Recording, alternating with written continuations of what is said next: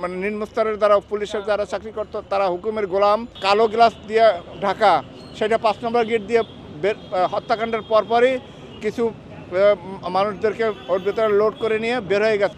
আমি মোহাম্মদ জিল্লুর রহমান, আমার বাড়ি বাগেরহাট। 2009 সালে 25শে ফেব্রুয়ারি যখন ঢাকায় বিডিআর হত্যাকাণ্ড ঘটে তখন আমার চাকরি 29 বছর। আপনারা জানেন যে আমরা ছোট্ট চাকরি করি, সামান্য বেতন পাই। আমাদের একটা আশা থাকে যে শেষ জীবনে একটা বড় পেনশন পাবো, তাই নিয়ে ছেলে মেয়ে নিয়ে সংসার নিয়ে শেষ জীবনে একটু ভালো থাকবো। 29 বছর পরে আজকে 15 বছর কি জীবনযাপন করতেছি আপনারা অনুভব করতে পারতেছেন। আমরা আজকে একটা দাবি নিয়ে আসছি যে আমাদের 18,500 বিডিআরদেরকে চাকরিচ্যুত করা হয়েছে, বিভিন্ন মেয়াদের শাস্তি দেওয়া হয়েছে। আজও পর্যন্ত বহুত বিডিআরের সদস্য কারাগারে বন্দী আছে, তাদের সবাইকে মুক্তি দিয়ে চাকরিতে পুনর্বহাল করা হোক। 25শে ফেব্রুয়ারি যে ঘটনাটি ঘটেছে সেই ব্যাপারে আপনাদের কাছে আমি একটু তথ্য দিতে চাই যে আপনারা জানেন 250 বছরের বিডিআরের ইতিহাস ঐতিহ্য এই বাংলাদেশের সমস্ত মানুষের হৃদয়ে আছে। যেমন সশস্ত্র বাহিনী, এই দেশপ্রেমিক বাহিনী, বিডিআর ছিল এরকম দেশপ্রেমিক বাহিনী এবং অকুতোভয় একটি বাহিনী। এই বাহিনীর বাংলাদেশ স্বাধীনের পরে ভারতের সাথে টোটাল 18 বার যুদ্ধ হয়। এই যুদ্ধে প্রতিবারই বিডিআর জয়লাভ করে। আপনারা বড়াইবাড়ি এবং পাদুয়ার যুদ্ধের কথা আপনাদের ইতিহাস মনে আছে। শেখ হাসিনা আমাদের চৌকস অফিসারদেরকে পাদুয়ার যুদ্ধে উইথড্র করতে বাধ্য করছে। আমরা যখন ভারত আক্রমণ করে দখল করি তখন আমাদেরকে ওই দেশ ছেড়ে আসতে বাধ্য করছে। এরপরে পাদুয়ার যুদ্ধে আপনারা জানেন যে 250-র মতো কমান্ডো ফোর্স তাদেরকে বাংলার মাটিতে রেখে লাশ রেখে বাকি সৈনিকদেরকে পলায়ন করতে হয়েছে।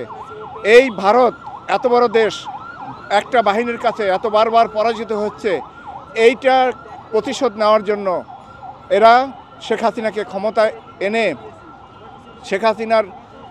শেখ হাসিনা যেহেতু ভারতপন্থী, ভারতের সাথে তাদের দালালি করার একটা আজীবন তাদের অভ্যাস, তারা তখন এই শেখ হাসিনাকে ব্যবহার করে তখন এই পাদুয়ার যুদ্ধের এবং বড়াইবাড়ির যুদ্ধের প্রতিশোধ হিসেবে 2009 সালের 25শে ফেব্রুয়ারি এই বিডিআর হত্যাকাণ্ড ঘটিয়েছে। এবং শেখ হাসিনা কেন ঘটিয়েছে, সে কেন সমস্ত সেনাবাহিনীর চৌকস অফিসারদেরকে এই 2009 সালের 25শে ফেব্রুয়ারির পূর্বে কর্নেল গুলজার সহ সমস্ত ডিজি শাকিল সাহেব সহ সমস্ত চৌকস অফিসারদেরকে এই পিলখানায় জমায়েত করেছে। এবং এই তারপরে আরও আছে অনেক শেখ সেলিম এবং ওই যে আরও কজনের নানক এদের সাথে যোগ সাজসে এই পরিকল্পনা করে এই ভারতের বিডিআরের ভিতরে ঢুকাই দিয়ে এই বিডিআরের হত্যাকাণ্ড ঘটানো হয়েছে। আমরা সাধারণ সৈনিক, আমি কোনোদিন বিশ্বাস করি না, তখন আমার 29 বছর চাকরি, আমি বিডিআর সম্পর্কে জানি, কোনোদিন বিশ্বাস করি না যে আমাদের উপরস্থ যে ভালো ভালো অফিসার যারা আমাদেরকে আদর্শ নিয়ে লালন পালন করছে তাদেরকে আমাদের সাধারণ সৈনিক কোনোদিন মানবে না।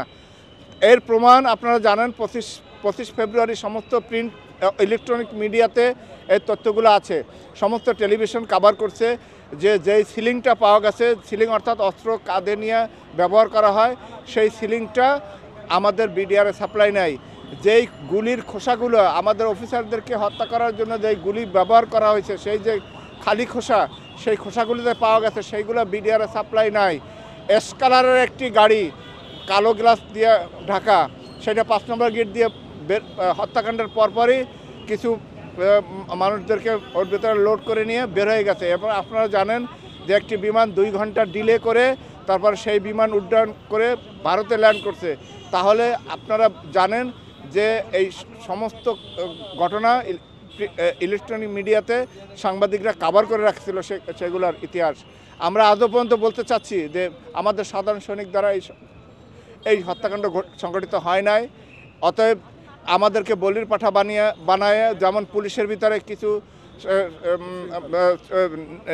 নিচের লেভেলের কিছু পুলিশদেরকে ব্যবহার করে এই উচ্চাভিলাষী মন্ত্রী এমপিরা তাদের বড় বড় অফিসারদেরকে ব্যবহার করে নিচু শ্রেণীর যারা মানে নিম্ন স্তরের যারা পুলিশের যারা চাকরি করত তারা হুকুমের গোলাম, তারা হুকুম পালন করে হাজার হাজার হাজার হাজার মানুষ এপ্রিল মাসে হত্যা করেছে। আমি সকলের বিধায়ী আত্মার মাগফিরাত কামনা করছি।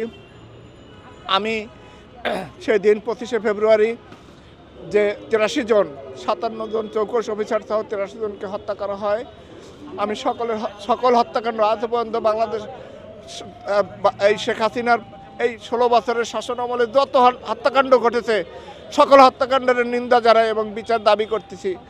আজকে আমরা ভাগ্যবান যে বাংলাদেশ আজকে দ্বিতীয়বার স্বাধীন হয়েছে। বাংলাদেশের স্বাধীনতার দায়িত্ব এখন চাচা আমি একটু জানতে চাই যে আজকে আপনারা কোন দাবিতে এসেছেন? একটাই দাবি নিয়ে আসছি যে দ্বিতীয়বার যে স্বাধীনতা অর্জন হয়েছে এবং এই বাংলাদেশের দায়িত্ব নিয়েছেন বাংলাদেশ না শুধু সারা পৃথিবী ব্যতীত পৃথিবীব্যাপী সম্মানীয় একজন মানুষ ডক্টর ইউনূস স্যার। তিনি বাংলাদেশের যে শাসনভার গ্রহণ করছেন, তিনি একজন কিলিনিমেদের মানুষ, একজন অত্যন্ত মেধাদীপ্ত মানুষ। তিনি বুঝবেন আমাদের কষ্ট। আমরা একটাই দাবি যে আমাদেরকে বলির পাঠা বানানো হয়েছে। আসলে মূল পরিকল্পনাকারী ভারত এবং দীর্ঘমেয়াদী শেখ হাসিনা ক্ষমতায় থাকার জন্য এই ঘটনা ঘটানো হয়েছে।